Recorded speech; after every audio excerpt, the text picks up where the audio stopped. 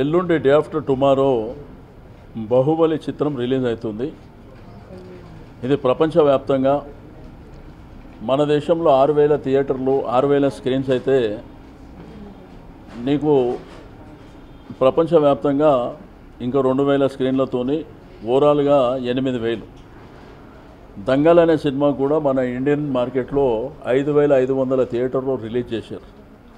అంటే ఒక Telugu cinema stamina ఈరోజు ఒక దేశమే కాకుండా ప్రపంచంలో కూడా తెలుగు సినిమా స్టామినా పెరిగిపోవడం, బాహుబలి పార్ట్ 1 చూసిన తర్వాత చరిత్ర ఊహించని విధంగా ఆ సినిమాకు క్రేజ్ రావడం, రెవెన్యూస్ కూడా పెద్ద ఎత్తున రావడం జరిగింది.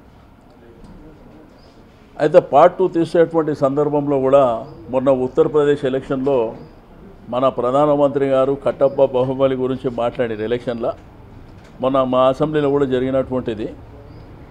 అయితే మొన్న ప్రసాద్ దేవినేని గారు నిర్మాత గారు నా దగ్గరకు వచ్చినప్పుడు నేను కూడా ముఖ్యమంత్రి గారితో మాట్లాడితే, బాహుబలి ఒక హిస్టారికల్ మూవీ కాబట్టి వాళ్ళు ఏది అడిగినా కానీ మీరు అన్ని విధాలుగా మన ప్రభుత్వం తరఫున సపోర్ట్ చేయండి అని చెప్పాను. అయితే వాళ్ళు 5 షోలు కావాలన్నప్పుడు, వీకెండ్స్కే కావాలన్నప్పుడు వాళ్ళు 3 డేస్ అడిగితే మనం 7 డేస్ ఇచ్చినాం. ఒకవేళ భవిష్యత్తులో కూడా దీన్ని ఎక్స్టెండ్ చేయమంటే కూడా చేస్తామని చెప్పినాం. దాంతోపాటు సినిమాని ప్రమోట్ చేయడానికి కూడా ప్రమోషన్, అంటే బాహుబలి సినిమా ప్రమోషన్ అయితే అవసరం లేదు, ఆల్రెడీ మీ టీవీలలో ఎక్కడ చూసినా కానీ అన్ఫార్చునేట్ ఏంటంటే 2-3 రోజుల నుంచి ఇష్టానుసారం రేట్స్ అమ్ముతుండ్రని చెప్పేసి మనకు ఇన్ఫర్మేషనే కాకుండా మీ టీవీలో కూడా చూస్తున్నాం. అది 500, 1000 రూపాయలు, 1500, 2000, 3000 అని చెప్పి టీవీలలో చూస్తున్నాం. రెండోది ఏంటంటే కొంతమంది ఆ థియేటర్లో ప్యాకేజీ సిస్టమ్ ఏదైతే ఫుడ్ ప్యాకెట్స్, ఈ స్నాక్స్ గిట్లు ఉంటాయి కదా, అవన్నీ కలిపి 300, 1000 రూపీస్ అంటుండ్రు. బట్ ఈ విషయంలో ప్రభుత్వం చాలా సీరియస్గా ఉన్నది.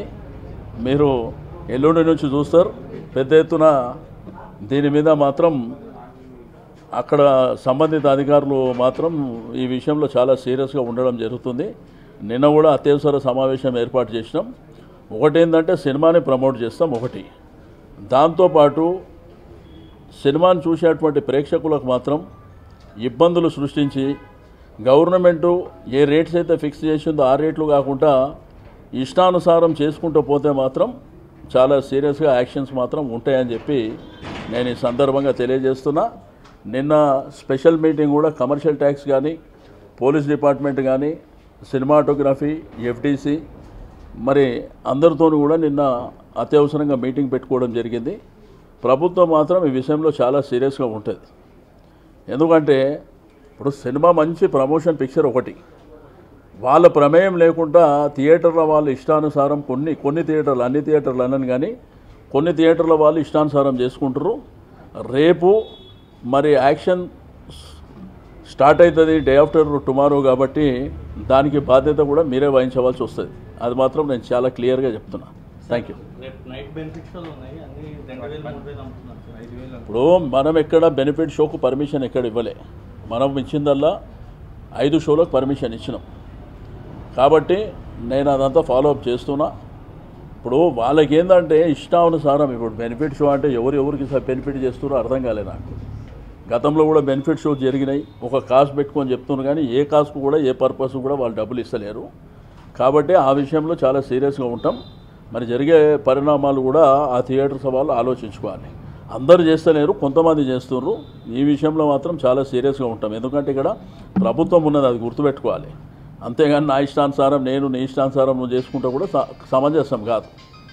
అంతే. ఇప్పుడు వాళ్ళ ఉద్దేశం వల్ల ఎట్లుందంటే ఒక మంచి సినిమాని ప్రమోట్ చేసేటప్పుడు ఎక్కువ మంది ప్రజలు, మధ్యతరగతి పేద కుటుంబాలు ఒక సినిమా గురించి నా చరిత్రనే కాదు మన వాళ్ళందరి చరిత్రలో ఒక చిత్రం వస్తుందంటే ఆ సినిమా ఎప్పుడు వస్తుంది అని చెప్పి దగ్గర సంవత్సరం నుంచి వెయిట్ చేస్తున్నారంటే అది వాళ్ళు కూడా అర్థం చేసుకోవాలి.